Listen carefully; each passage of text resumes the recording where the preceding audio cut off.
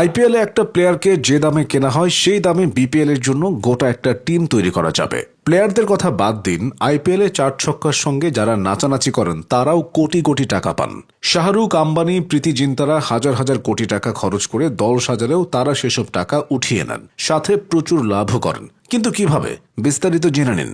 আসলে খরচ বললে ভুল হবে। আইপিএল এর দলগুলোর মালিকেরা একরকম বিনিয়োগ করেন। মিডিয়া রাইটস অর্থাৎ সম্প্রচারকারী টিভি চ্যানেল ও অনলাইন স্ট্রিম হচ্ছে দলগুলোর আয়ের সবচেয়ে বড় উৎস। 2023 থেকে 2027 পর্যন্ত আইপিএল এর মিডিয়া সত্ত্ব বিক্রি করে বিসিসিআই রোজগার করেছে 48,390 কোটি টাকা। শুরুতে এই অর্থ যায় ভারতীয় ক্রিকেট বোর্ডের কোষাগারে, পরে দলগুলোর মালিকেরা নির্দিষ্ট হারে নিজেদের ভাগের অর্থ বুঝে নেন।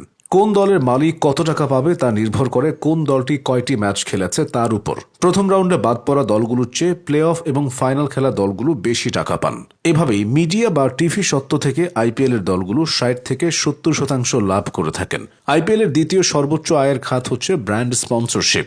প্রতিটি দলই বেশ কয়েকটি কোম্পানির সঙ্গে চুক্তিবদ্ধ হয়। জার্সি এবং টিম কিটে সেসব কোম্পানির লোগো প্রদর্শনের মাধ্যমে বিজ্ঞাপন করা হয়। ব্র্যান্ডগুলোর সঙ্গে চুক্তিবদ্ধ হয়ে থেকে মৌসুম প্রতি 70 থেকে 80 কোটি রুপি আয় করে এক একটি দল, যা মোট আয়ের 30%। এছাড়া প্রতিটি দলের তারকা ক্রিকেটাররা কোম্পানিগুলোর বিজ্ঞাপনের মডেল হন।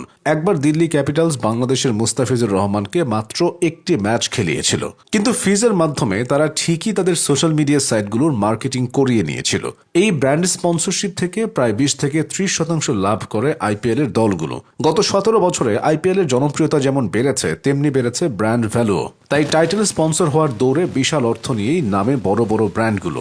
2024 সালের শুরুতে 25,000 কোটি রুপিতে পরের 4 বছরের জন্য আইপিএল এর টাইটেল স্পন্সর হয়েছে টাটা গ্রুপ। প্রতি আসরে আইপিএল এর টাইটেল স্পন্সর বিক্রির অর্থের 50% পায় দলগুলো। আইপিএল এ আয়ের আরেকটি উৎস হল টিকিট বিক্রি থেকে আসা টাকা। হোম ম্যাচের টিকিটের মূল্য মূলত দল মালিকরাই নির্ধারণ করেন। টিকিট বিক্রির প্রায় 80% তারা পান, আর বাকি 20% পায় ভারতীয় ক্রিকেট বোর্ড এবং স্পন্সর প্রতিষ্ঠানগুলো। মোট লাভের 10% আসে এই খাত থেকে। প্রাইজ মানির মাধ্যমেও দলগুলো আয়ের সুযোগ পায়। 2025 আইপিএল জিতে কলকাতা পেয়েছিল 20 কোটি রুপি। এর অর্ধেক পেয়েছে ক্রিকেটার ও কোচিং স্টাফরা, বাকি অর্ধেক গেছে মালিকের পকেটে। শুধু চ্যাম্পিয়ন দল না, আইপিএলে অংশ নেওয়া প্রত্যেকটি দলই প্রাইজ মানি হিসেবে কিছু না কিছু পেয়ে থাকে। ইউরোপের ফুটবল ক্লাবগুলোর আয়ের বড় উৎস হচ্ছে মার্চেন্ডাইজ বিক্রি। আয়ের উদ্দেশ্যে কোনো পণ্য কিনে তা আবার বিক্রি করাকে মার্চেন্ডাইজিং বলে। মার্চেন্ডাইজ হিসেবে ইউরোপের বিভিন্ন ক্লাব মূল জার্সির রেপ্লিকা, টুপি, ঘড়ি সহ আরো অনেক কিছু বিক্রি করে।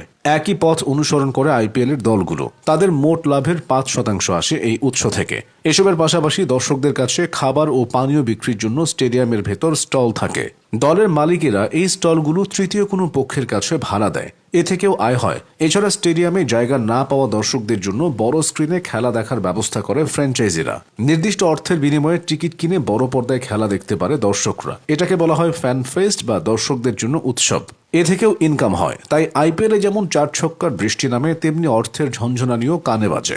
মজা করে ইন্ডিয়ান পয়সা লিগ বলা হলেও বাস্তবতার বিচারে এটি যথার্থ নাম।